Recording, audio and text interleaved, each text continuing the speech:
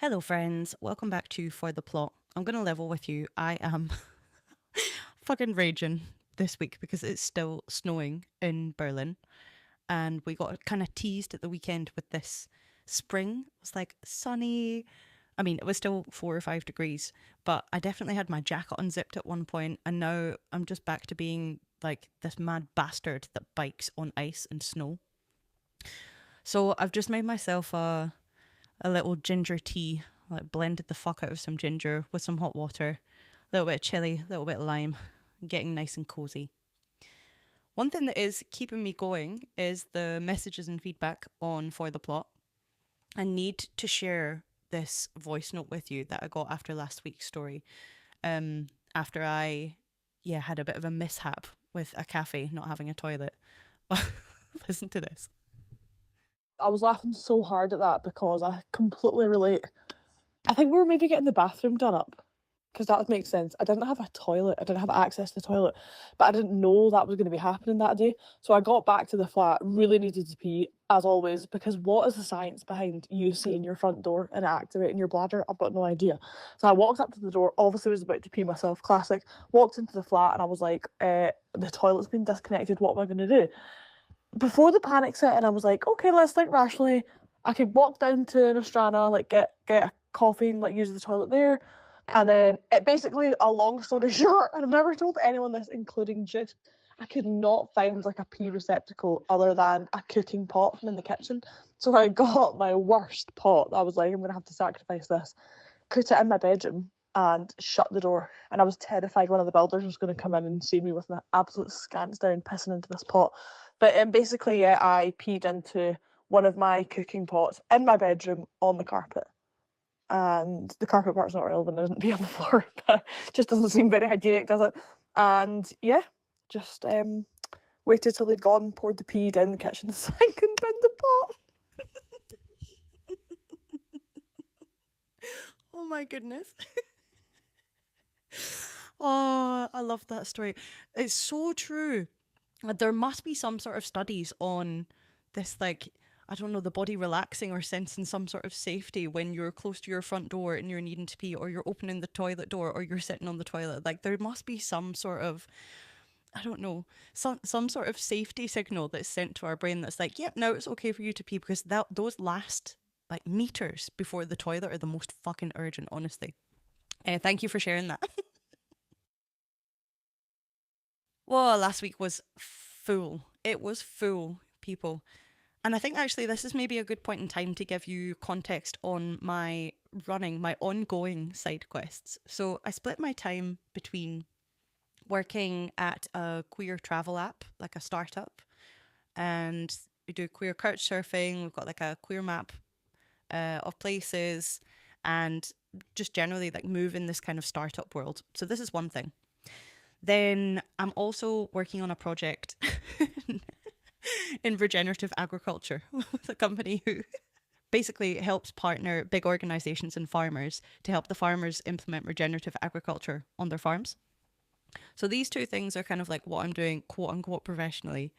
Then I used to be teaching calisthenics a lot, but I'm not anymore. I'm doing the odd sort of private sessions here and there. And I am also, part of this queer stripping group. And I talk a little bit more about that on the Patreon episodes. So these are the kind of things that are taking up time and headspace at the moment. Not directly related to the stripping group, but I'm also performing. And I basically, like, I kind of came into this year thinking, no, I'm going to take a bit of a break from performing, because you get kind of, I don't know, it's kind of like addictive, right? It's like a very particular form of adrenaline junkie vibes, right? You go, you like rehearse, you push yourself to your limits, you do these shows, and I swear to God, in the lead up to some of the shows, I'm like, why am I doing this? I don't want to do this. And then afterwards, I'm like, oh my God, I love this. I don't want to do anything else. So these are the kind of consistent side quests, and some of those will probably reappear. So basically, last week, with the queer travel app, we have, we have like angel investors. So some basically like old rich white guys that invested in us, and one of them has like this passion project that's a an Ayurvedic retreat in the Austrian mountains in the Alps. We've been invited as the team to go there. It's like near Salzburg. So we kind of agreed to it. We're like, yeah, that sounds good. Off we go. But they're giving us quite a good deal for going there on the condition that we do a show whilst we're there. We do a drag show. And so I'm already starting to think about what that's going to look like because we're going to be literally in the middle of the mountains. Probably our investor is going to be there. When we were asking him, well, like, who's actually going to be coming to the show? He said, yeah, I managed to bring people from Salzburg, from the city, and there might be a few curious mountain farmers as well. So yeah, I'm starting to think a little bit about what that show is going to look like and what we can do for this group of, I don't know, there's probably going to be people who've never even seen a queer person, let alone someone in drag. But if you know of any Austrian stereotypes or stereotypes from the Alps, send them my way because it will definitely help with inspiration for the show. So we booked the trains for that. I'm very curious what that trip is going to look like. And yeah, also quite grateful to our investor for inviting us. Like I said, most of our investors are these kind of like older, older cis white men. And I think they just find us this kind of like fascinating project to observe. And we give them access to this world that they don't really understand, right? So yeah, there's definitely I wanted to use the word synergy, but then I would roll my eyes and they would fall out of my head and drop on the ground because that's one of those words that you shouldn't use unless you're in a corporate setting. And even then you shouldn't use it. On the topic of cis men, I have two interactions from last week that I need to share with you. They that just oh, so funny, so funny. So, interaction number one: I was in a coffee shop and I'd just come off my bike because, like I said, I'm one of these mad bastards that's just cycling in the snow and ice now. And I had my trousers tucked into my sock on my right hand side, just so that they don't go in the chain of the bike. And I was standing behind this guy in the queue, and he turns round to me, and he sort of looks me up and down. He goes, "Ah, you must be riding your bike." Like I didn't have my helmet or anything. I said, "Ah, you must be riding your bike. I can see that you tuck." And I was like, "I beg your pardon. What do you mean I tuck?" And then he pointed down to my sock, and I realised, oh fuck, he means that I tuck my trousers into my sock, and that's how he knows that I'm on my bike. Now, of course, my queer ass mind went straight to tucking, which is the practice of tucking external genitalia inside yourself to conceal your gender, particularly when you're performing in drag, like drag queens. Yeah, so I was quite taken aback by this random guy turning to me in the coffee queue and asking if I tucked. On a different day, another interaction, also with a cis man, I was in the gym and I was deadlifting. I was deadlifting quite heavy. And I think I'd seen this guy maybe like a few times before. And when I deadlift heavy, yeah, I basically split my grip. So I have one hand over, one hand under, and then I will switch it. And he came over to me and he was like, yeah, I'm really impressed with your lifts. They're really heavy. And I've never seen you strap.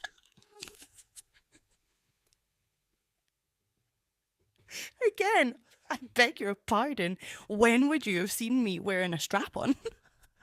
Of course you haven't seen me strap. Of course he meant these lifting straps that you wrap around your wrist and around the barbell.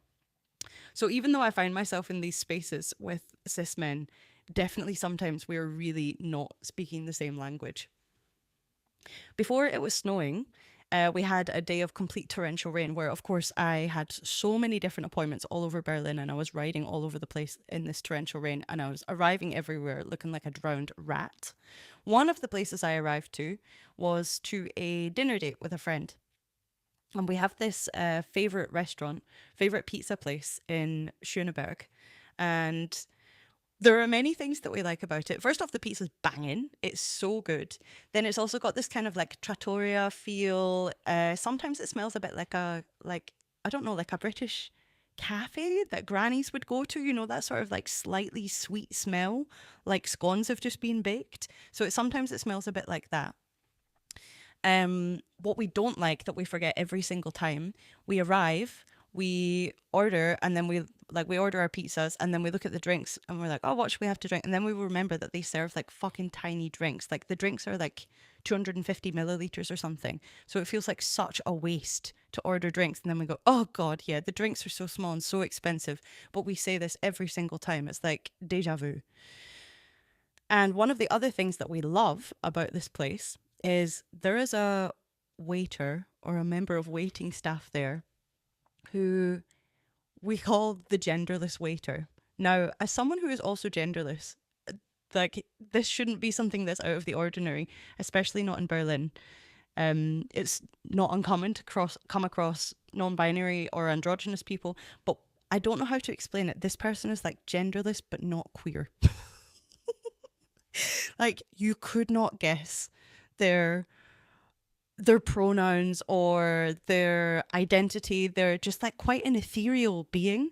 Got like long dark hair, usually tied back in a ponytail and glasses. And they sort of like wander around the restaurant singing in quite like high pitched notes to themselves. They've got such a funny, playful energy. And yeah, so we just always get very excited about seeing the genderless waiter. Of course, this person serves many, many, many people during, I don't know, over the course of the week. Wouldn't remember us because we don't go there that often, but every time we arrive, we greet them like, hey, as if we're like old friends. And during our dinner, they started at one point like going outside of the restaurant. Remember, it's torrential rain. This is the torrential rain day. Going out of the restaurant and somehow like circling the perimeter as if they were trying to secure the premises.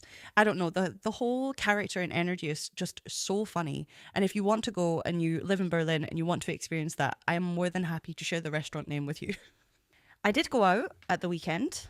I went dancing in one of Berlin's finest nightclub establishments. And yeah, it was one of those nights that's like really smooth. It's the sort of place that usually you have to queue quite long for. But we arrived, we entered within like 25 minutes or something. We go in, the music was good. Like the reason I wanted to go was because the lineup was really good. There, yeah, DJs that I have seen before and really loved. There was like drum and bass playing, which is also not typical for this place. A lot of house, some jungle. Yeah, the vibes were very good. And whilst I was in there, I bumped into a guy that I'd seen in there before. And I saw him the last time I was there. And this guy, so I was like on the dance floor dancing, and I at some point felt this guy standing like just a little bit too close to me and staring at me, but I didn't really feel threatened. So he was definitely like super high. I kept dancing, and then I kind of caught his eye and he looked at me and he smiled, and I was like, yeah, this guy is like on another planet. Hi.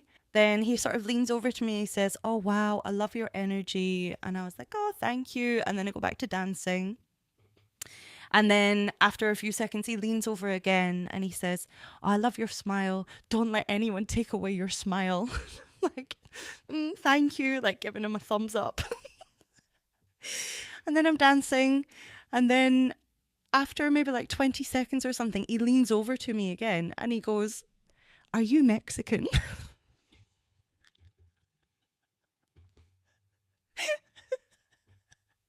And I mean, right? Like, if you don't know me, I can tell you for sure I'm not Mexican. I'm Scottish. I don't present as Mexican in any way, shape, or form. I couldn't look less Mexican, actually. And I just thought it was such a funny question. Like, so out of the blue, not even like, where are you from? Just, are you Mexican? So I saw this guy again, but obviously he didn't remember me. And he still had this same sort of like non threatening smile, like big eyes, like, ah. We passed each other on the stairs and he smiled at me. And I just thought, wow, you don't even know that you were like a character in my life. You like, I've told people about you and you probably don't even remember me. Yeah. So that was a funny little interaction as well. And then I spent some time at the weekend helping a friend with moving. I feel like this is one of the most common Berlin Sunday activities. We were moving from, so she has a studio where she's making costumes, beautiful, incredible costumes, by the way. And we were moving those to back to her apartment so that she can work on them closer to home. And the whole thing was actually really easy, even though this is also a classic like Berlin moving thing. We were moving from fourth or fifth floor, no elevator, to third floor, no elevator. So it's a lot of like carrying shit up and down and like tight corners on the stairwell. But yeah, the whole process was very smooth. And when you're riding around your bike or like when you're out and about on a Sunday in Berlin, you will see so many of these hired vans, and the company that's kind of most prevalent here is called Miles Vans. And one of the things that I absolutely love about these vans is they have these kind of harmless vandalism on them, where people have kind of scratched off the bottom, what do you even call it? Like the bottom line of the E, so that instead of saying miles, it says milfs. So I absolutely love this, like the harmless vandalism and the changing of one letter, so from miles to milf. And it reminded me of this Twitter thread, wow, throwback, that I saw years ago, where people were asking for um like movies or bands or song names or whatever, where you change one letter and it changes the entire meaning. And so I spent a few days last week crowdsourcing some of these. So we have Silence of the Lamps. We have, oh my god, Schindler's Lisp. We have The Good Father. He was just a really good dad. So two variations on this one. We've got Lord of the Rigs, which you could have two different storylines for. One's about guys working on an oil rig, and the other is about bodybuilders. And then also Lord of the Tings, which I really liked. Just the hobbits as roadmen. Someone also sent me this one, Pilates of the Caribbean, Jurassic Pork. And I loved this one, The Germinator. A time traveling robot has one mission: to protect plants and allow them to grow. So, yes, we were moving on Sunday. We were moving all of these costumes. We packed them up into the Miles van. We drove them to my friend's place and unpacked them. And we were getting a lot of looks when we were unpacking the van on the other side, because we unpacked it, put it onto the street, and there's like, there's like boxes full of materials, there's masks, there are these incredible like 2 meter wings with real feathers. And then she made this incredible snake, basically, that like wraps around your body. You wear it as a harness, and the head is like, I don't know, 1.5 meters and comes up and over your head as you wear it. It's fucking beautiful. So we had all of these things lying on the street. So the studio that she was renting, the atelier, it's above a club in Berlin called Club Renata. And yeah, I have a funny relationship with this club because I organized a party there last year. By the way, this is one of those moments where you can tell how fucking long ago I was exported from the UK, because I unironically call like going clubbing, going partying, or like going to a party when I mean like going out. Anyway, I organized an event, organized a party there last year. We had this summer party. Actually, it was such a fun event in the end. But we started preparing it kind of late. So about a month before we were planning to host it, we were still looking for a venue, and we were fortunately put in touch with someone who manages the space, Renata, the club, and she gave us the space. We got like a really good deal for it.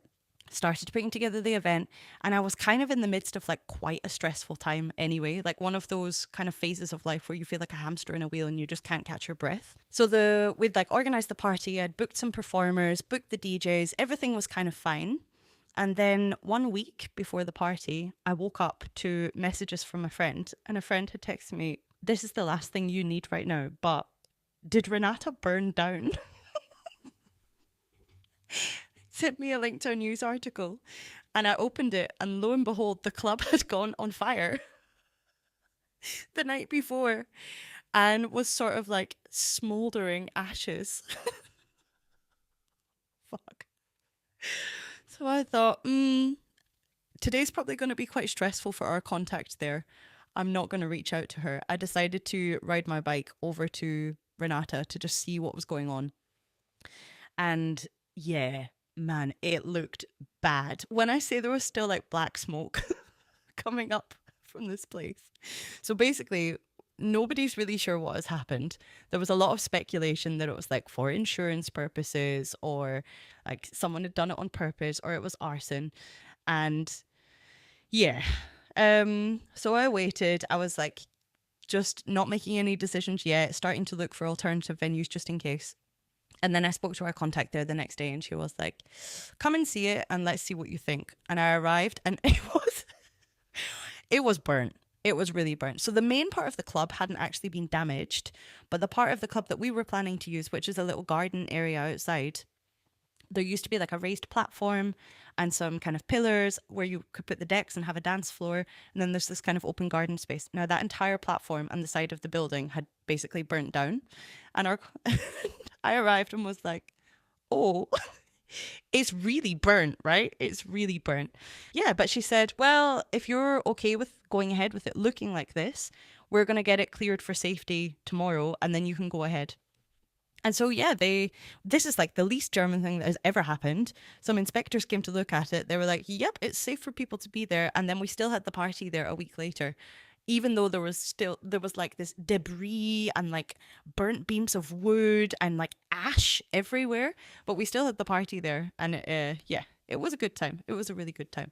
So it was kind of funny being back there again at the atelier, moving the stuff and being like, oh yeah, this is bringing back some fun memories. And on the topic of fun memories, it's time for a bit of a story about when I moved to Berlin. When I first moved to Berlin, we basically drove here with my former partner.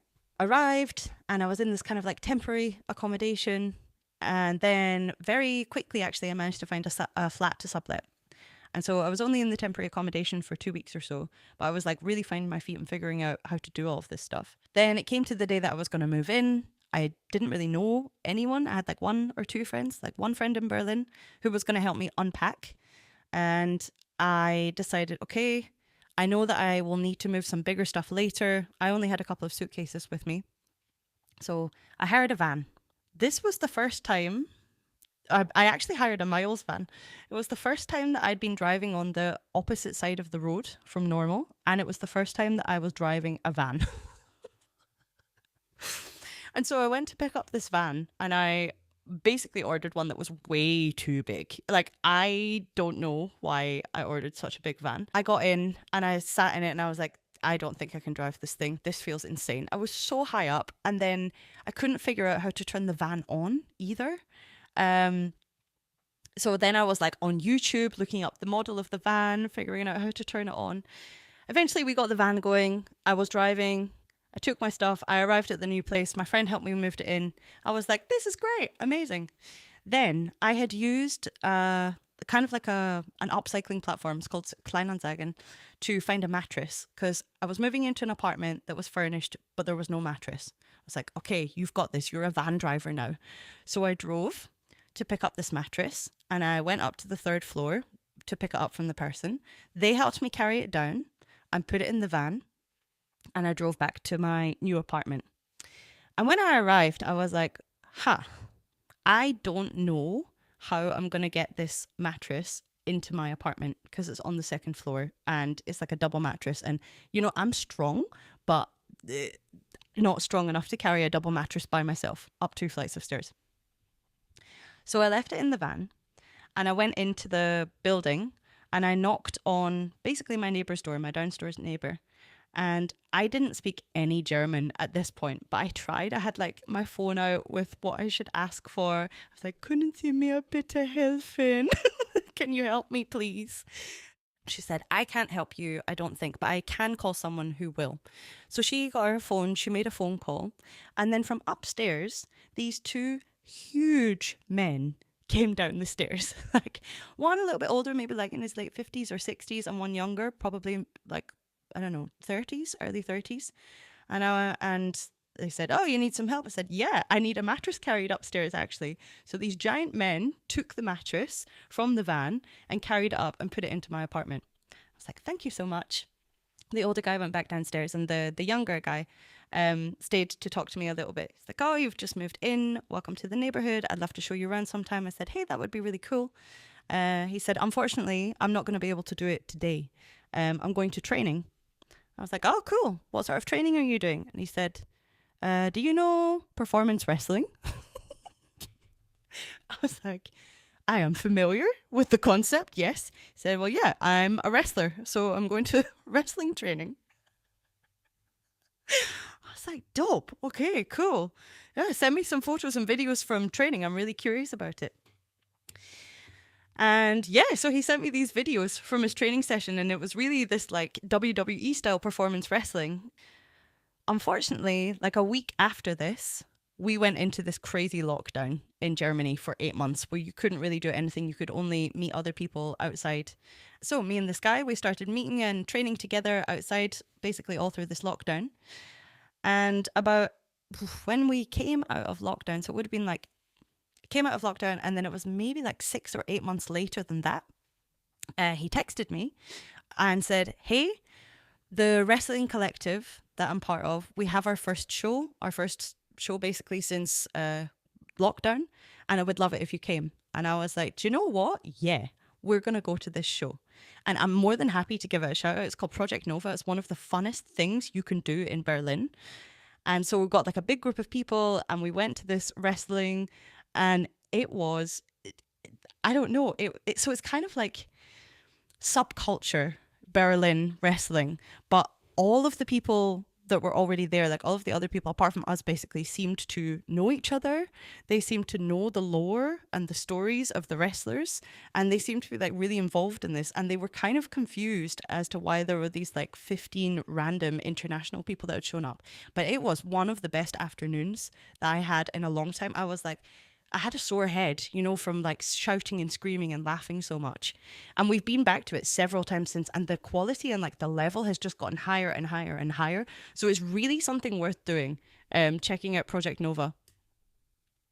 And yeah, that was my Miles van related story on my arrival to Berlin. Oh my goodness, one thing I completely forgot about the van. So at some point it was parked, like I'd driven somewhere and I'd parked. I think when I went to get the mattress, and I came back, took the van back, and like for me the day was so smooth, right?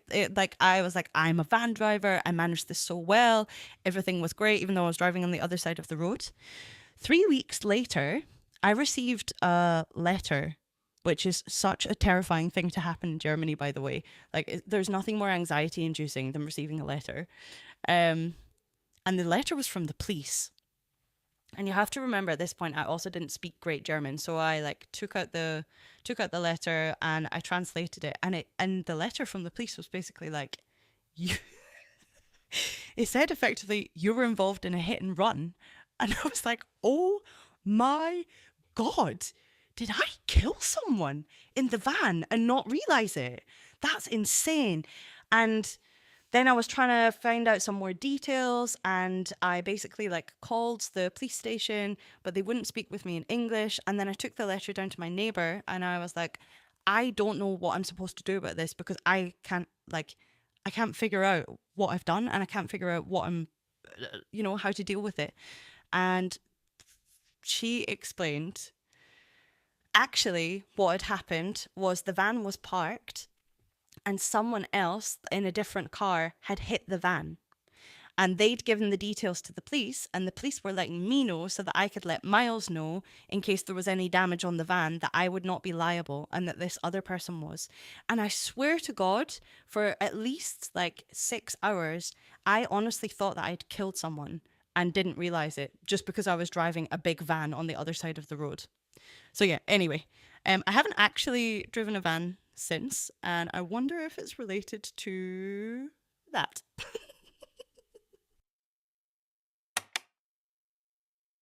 So this week's lore is actually related to this whole Miles with the bottom of the E being scratched out and changed to milfs, because it really reminds me of this.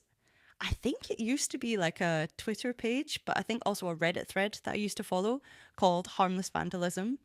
And it's examples of people who have kind of like made minor changes, added small things to signs or posters, and Usually it's to make some sort of rude word or something. So, for example, we have a storage cupboard, but someone has scratched out the O or like covered up the O, and so it just says Saint Rage. Then there's this Dior advert, which is for, I think it must be called Sauvage Elixir or something like this. And someone has changed the V to an S, so it says Sausage Elixir. There's a no parking sign that's been changed to no barking. We have a reduce speed sign that's been changed to reduce P, of course. This I love. There was obviously some sort of Christian poster or like sign for a church or something, and it says Jesus said, and then First Great Western buses have stuck a poster in it. So it says, Jesus said, rail replacement bus services to all destinations this way. There's this park in Canada called Booner Park. I'm sure you can see where this is going. They have changed the U to an O and it's called Boner Park. There's this hand dryer that is made by a brand called Janus. And again, I'm so sure you can see where this is going. The J is scratched out, anus. And I think this is my favourite one. Cumber Pump Station. Yep, it's obviously Cum Pump Station. And it also reminded me, back in Glasgow, we used to have this, it was like this really old school yellow sign that was stuck up everywhere from sort of spring to summertime for a wasp exterminator. And it just said wasps destroyed. And then someone had basically gone round and scribbled out everywhere wasps and changed it to virgins. So it said virgins destroyed. And I really wanted to find a picture of this. And of course, so I just went to Google and searched virgins destroyed. And I obviously did not find what I was looking for. So yeah, be careful what you Google, people. Anyway, that is everything for this week. Thank you so much for listening to For the Plot. If you haven't already, please subscribe, please give it a rating, please like, please follow, please share it with a friend that you think would enjoy it, and I will see you next time.